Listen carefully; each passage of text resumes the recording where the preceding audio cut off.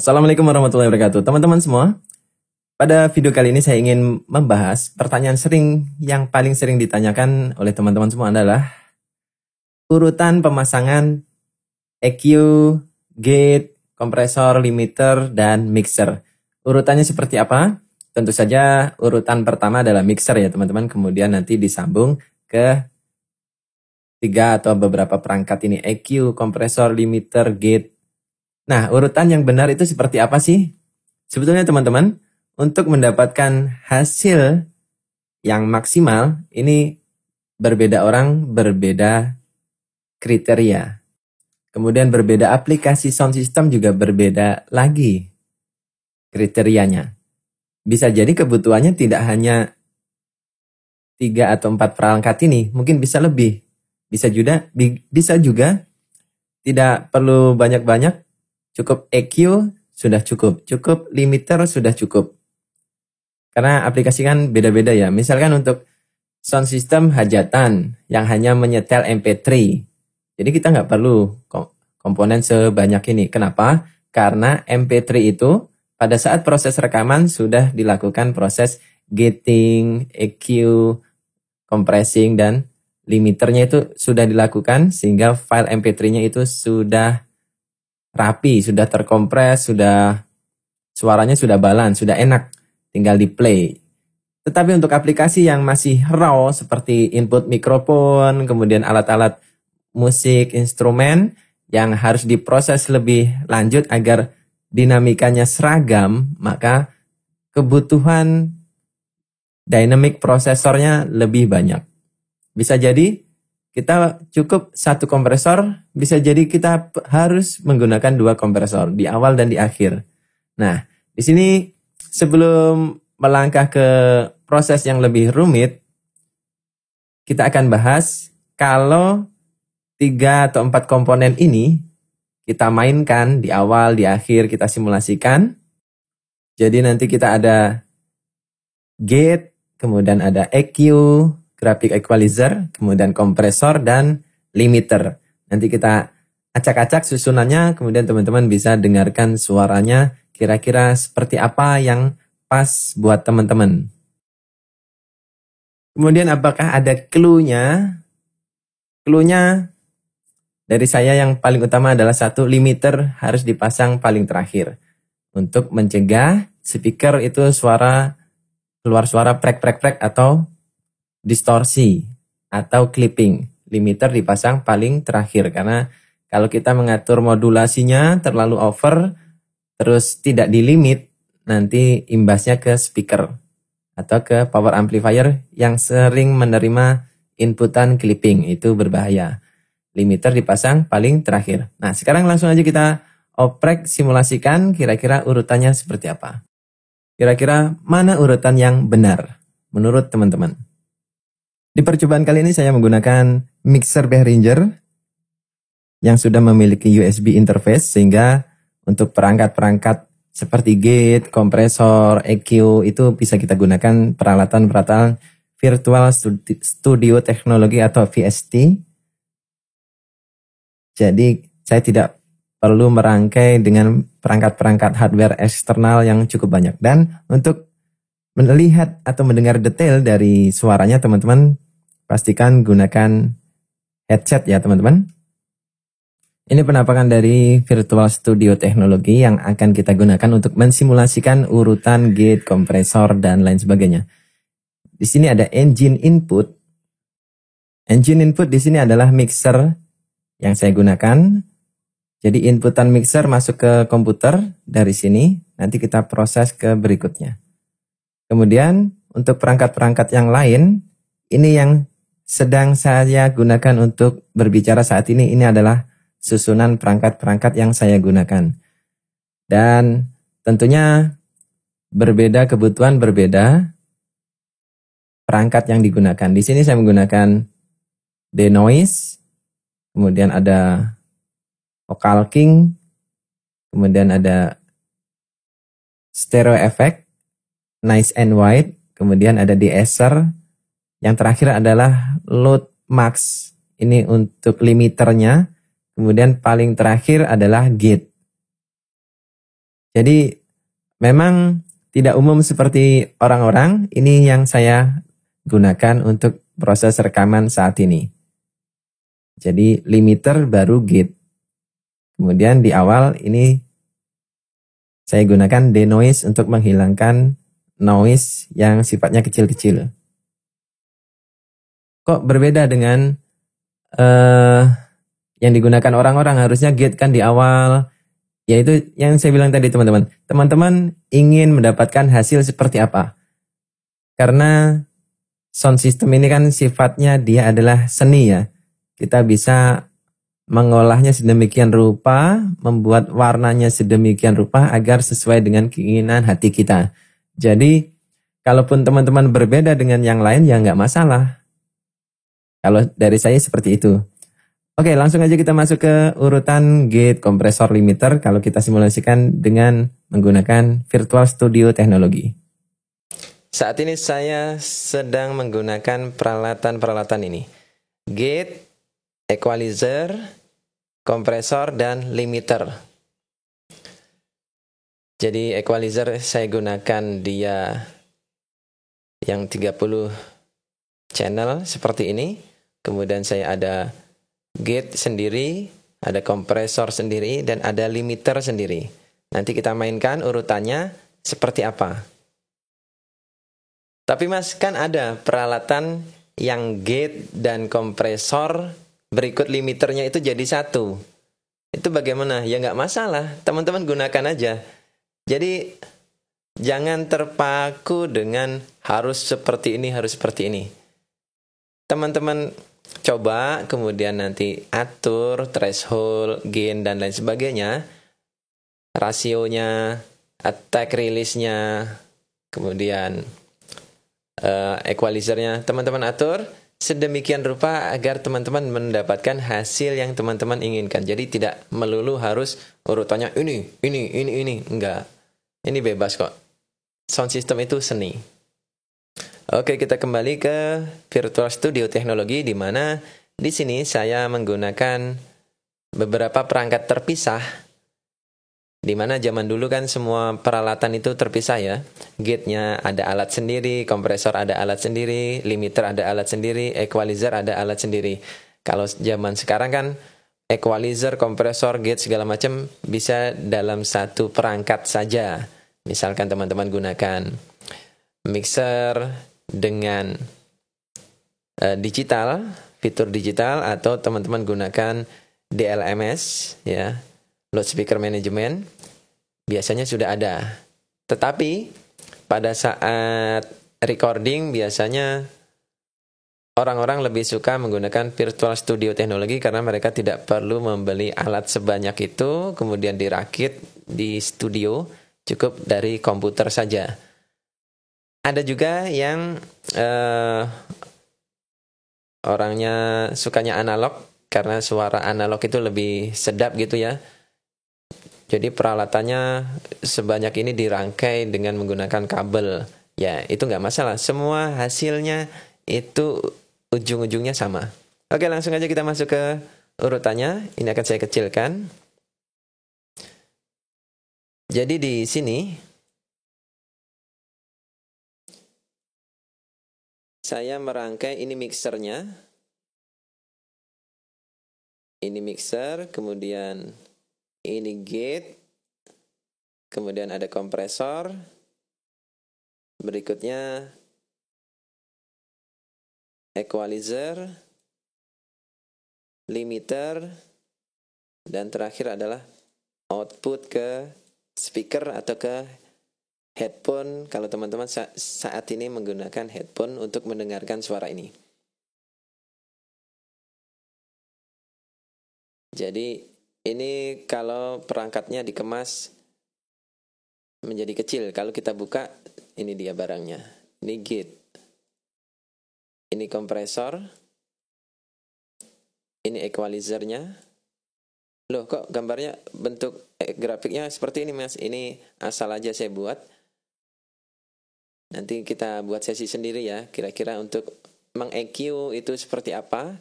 Apalagi kalau teman-teman punya grafik equalizer yang selebar ini. Kemudian di sini ada limiter.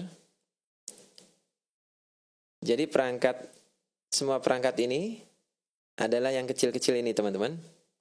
Kalau ini kabelnya saya putus seperti ini,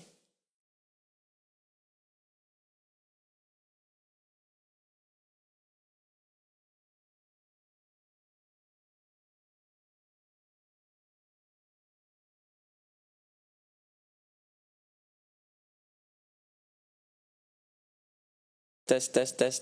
Nah, suaranya putus juga kan, teman-teman?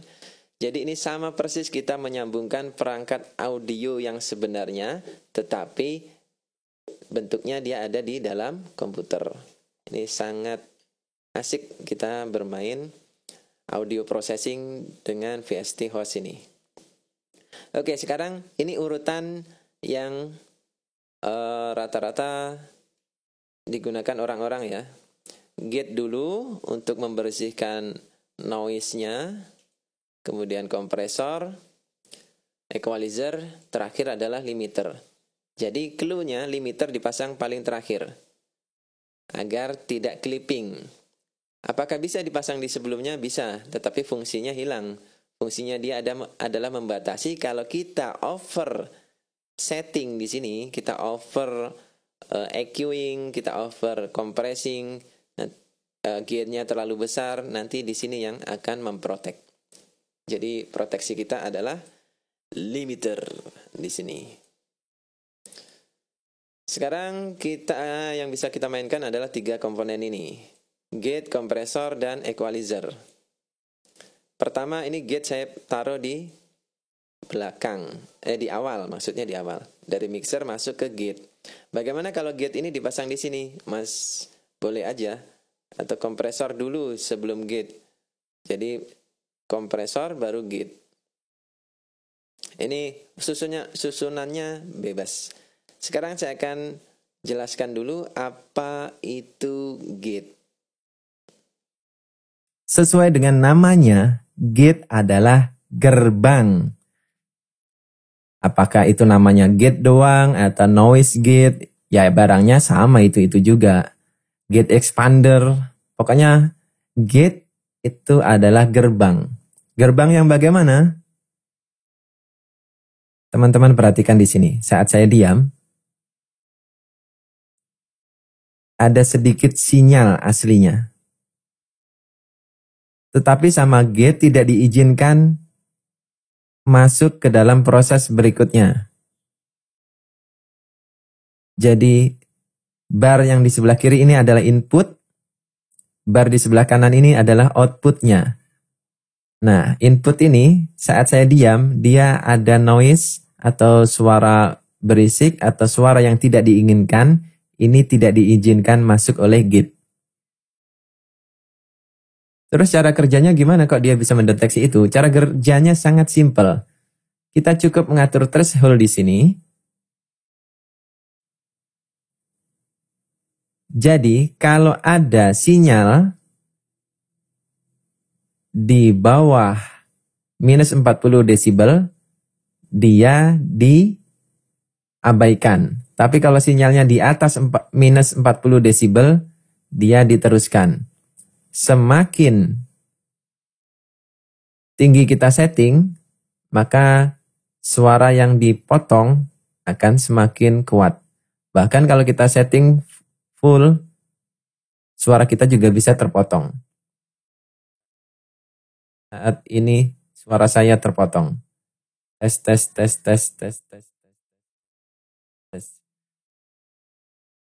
Jadi kalau semakin besar noise-nya, settingan threshold-nya ini diangkat semakin besar.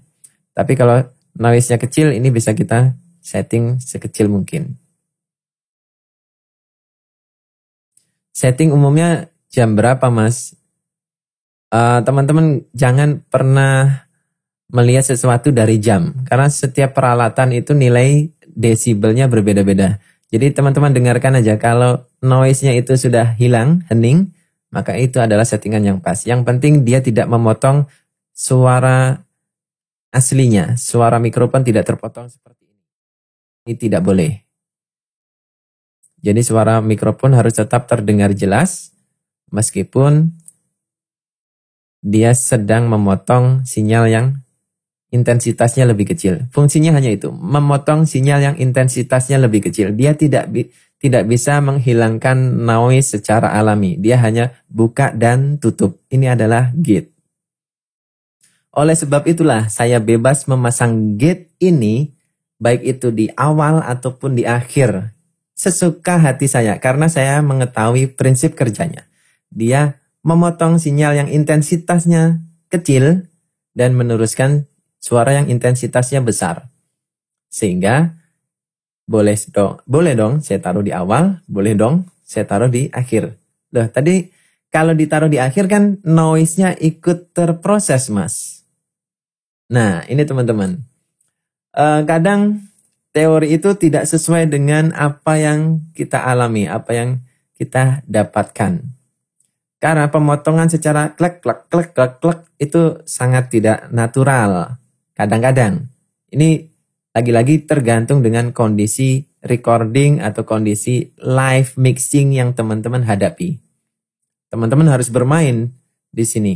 Semakin banyak teman-teman bermain, semakin banyak jam terbang yang teman-teman dapatkan. Semakin bagus hasil mixing yang teman-teman dapatkan. Jadi tidak melulu harus textbook ini. Teman-teman bebas kok berkreasi. Dan pada saat, misalkan untuk musik ya, kalau kita gating di awal, suara desis-desis yang itu menambah gurihnya dari sebuah proses musik, itu nanti hilang. Karena kan dia dipotong, tes. Suara penyanyi masuk, dia buka. Terus langsung tutup lagi. Tapi kan ada release dan hold di situ. Itu bisa kita atur agar dia tidak langsung memotong. Jadi memang tergantung dari apa yang ingin teman-teman dapatkan dari mixing teman-teman. Jadi di sini saya memang melanggar aturan itu ya, gate ditaruh di belakang.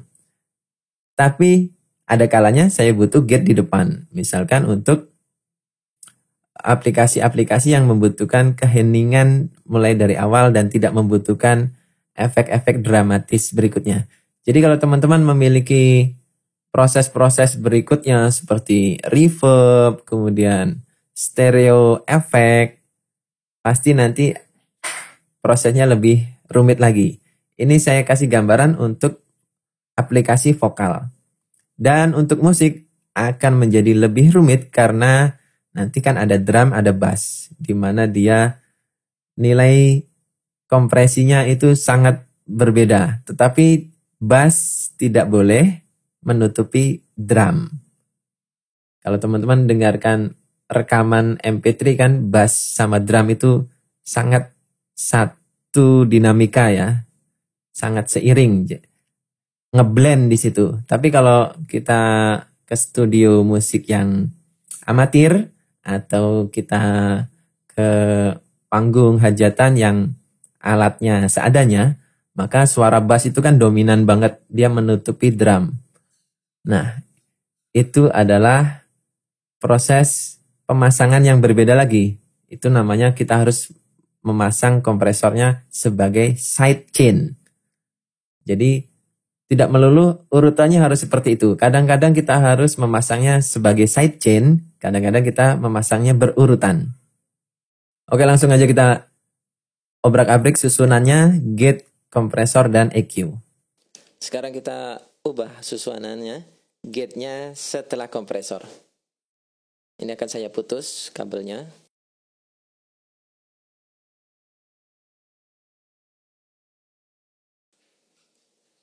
Ini tanpa gate. Sekarang kita sisipkan gate-nya di sini.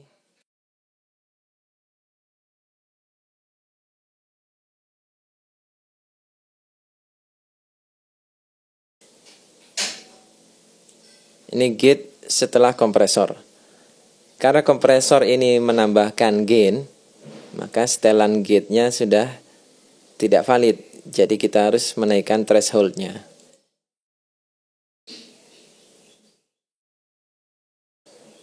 Ini adalah suara noise. Kemudian kita cut. Kita cut seperti ini.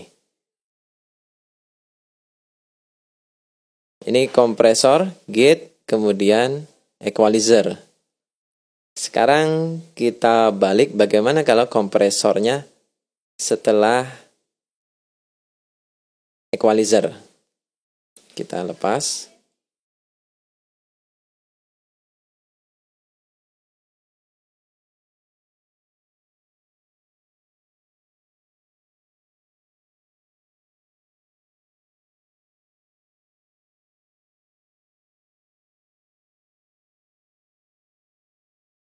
Sekarang kompresor setelah equalizer. Karena sinyalnya lebih kecil, ini thresholdnya kita turunkan.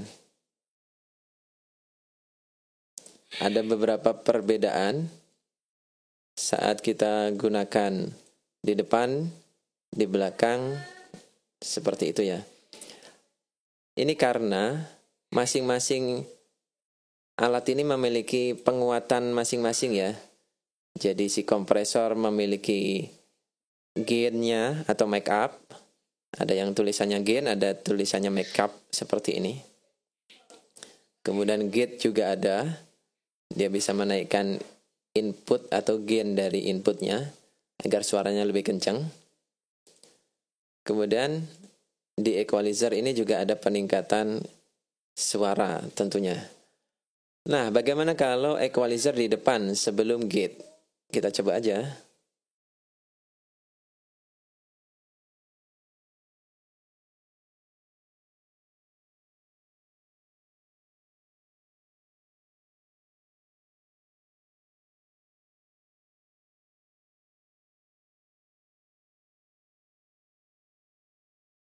Ini equalizer, gate, baru kompresor.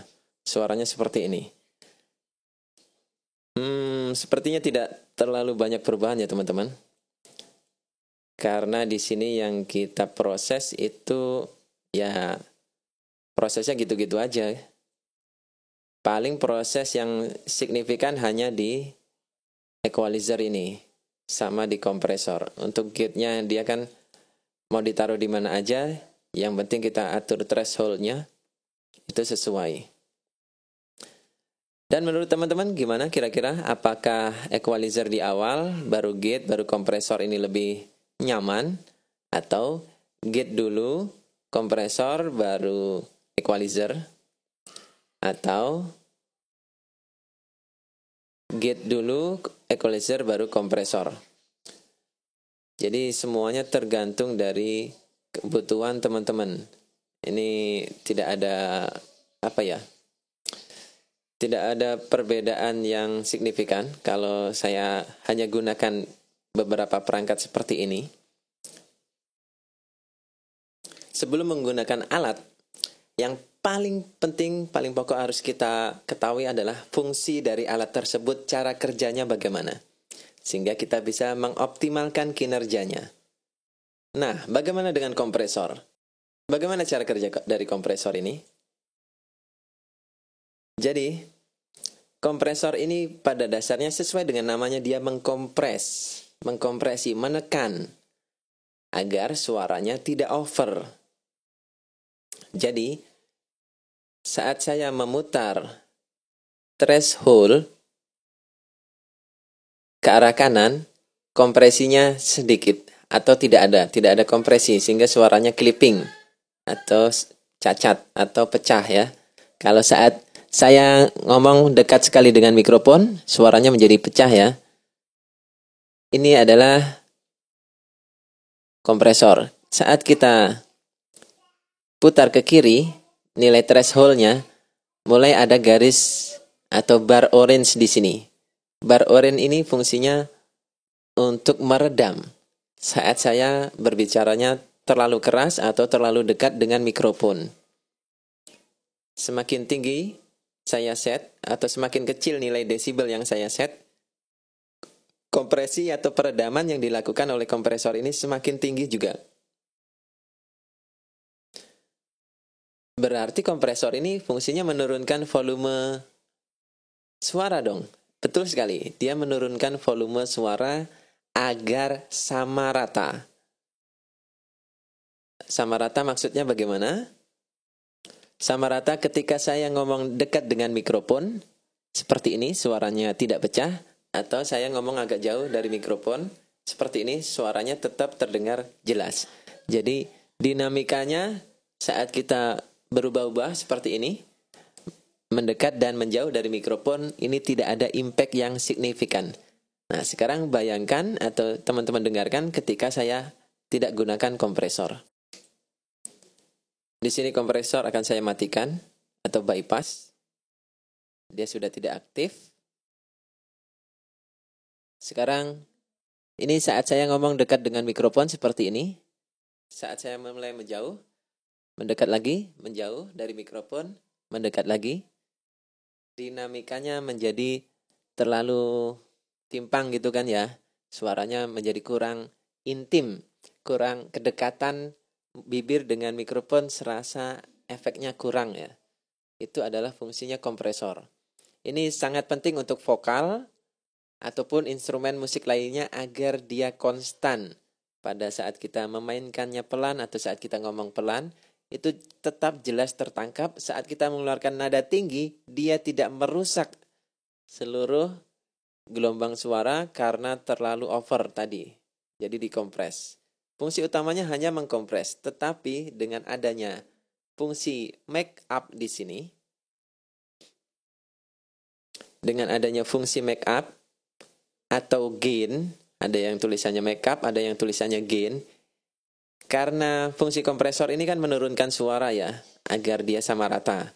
Nah, make up ini adalah yang mengembalikan suara tersebut agar ke volume lebih kencang lagi. Jadi kita naikkan gain atau make up-nya agar suaranya menjadi keras lagi. Karena udah dikompres kan jadi pelan.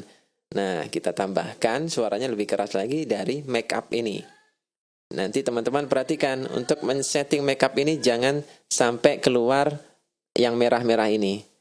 Jadi pastikan di bawah yang merah-merah ini. Tapi kalau teman-teman gunakan limiter, ini nggak masalah sih, nanti dijaga sama limiternya. Terus apa bedanya kompresor dengan limiter? Ada perangkat audio yang kompresor limiter itu satu barang. Ada yang barang terpisah.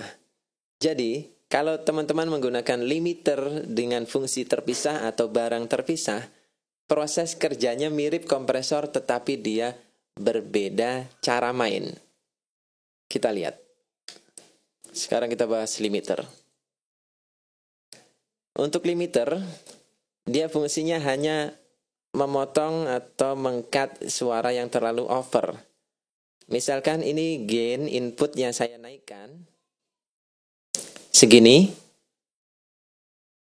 Ini saya tambahin lagi. Nah, suaranya kan sudah melewati batas ya. Jadi, limiter ini kalau kita turunkan desibelnya, dia akan mengkompresi lebih seperti itu. Jadi lebih mirip dengan volume. Tetapi dia hanya bekerja pada saat sinyalnya over. Kalau sinyalnya tidak over, dia tidak perlu bekerja. Contohnya seperti ini. Sinyalnya tidak over, maka dia tidak bekerja, limiternya. Hanya saat sinyalnya mulai over, dia mulai muncul limiternya. Inputnya ini kan sudah menyentuh garis merah ya, tetapi outputnya menjadi tidak menyentuh garis merah. Ini karena kita sudah pasang limiter. Kemudian kalau thresholdnya ini kita kecilkan, maka suaranya menjadi lebih pelan lagi. Perbedaan lainnya antara kompresor dengan limiter adalah, kalau kompresor itu memiliki rasio,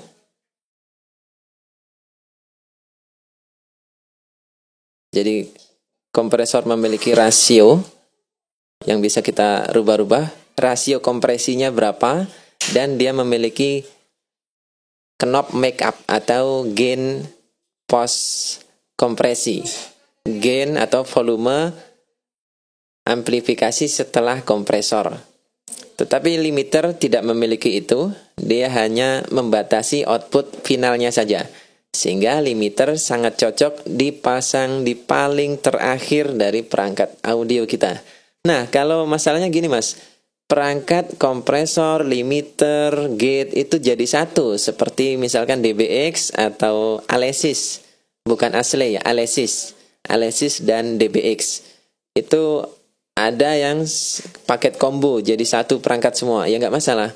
Jadi kalau paketnya combo, maka yang bisa teman-teman lakukan adalah EQ-nya duluan baru perangkat tersebut, karena limiternya kan ada di barang itu. Limiter harus dipasang di yang paling terakhir agar menjaga amplifier tidak menerima sinyal-sinyal clipping atau distorsi. Jadi mana urutan yang benar antara gate, EQ, kompresor, limiter ini? Maka teman-teman sendiri yang bisa menjawabnya. Karena perangkat audio satu dengan yang lainnya itu kan pasti berbeda-beda ya. Letak kompresornya di mana, di depan atau di belakang, EQ-nya di mana. Seperti kalau teman-teman gunakan DLMS, itu kan dia sudah terpaku di situ aja. Teman-teman cuma ngoprek-ngopreknya di situ. Kalau teman-teman beli paketan combo seperti Alesis ya, gate expandernya di satu barang, kompresornya juga di satu barang yang sama, limiternya di satu barang yang sama ya teman-teman, hanya bisa terpaku itu, nggak bisa dirubah-rubah lagi kan. Jadi intinya yang penting kita memahami konsep kerja dari barang itu, kita bisa memainkannya. Dimanapun letaknya digunakan. Yang penting paham konsepnya. Seperti limiter, kita paham konsepnya. Dia membatasi sinyal agar tidak clipping.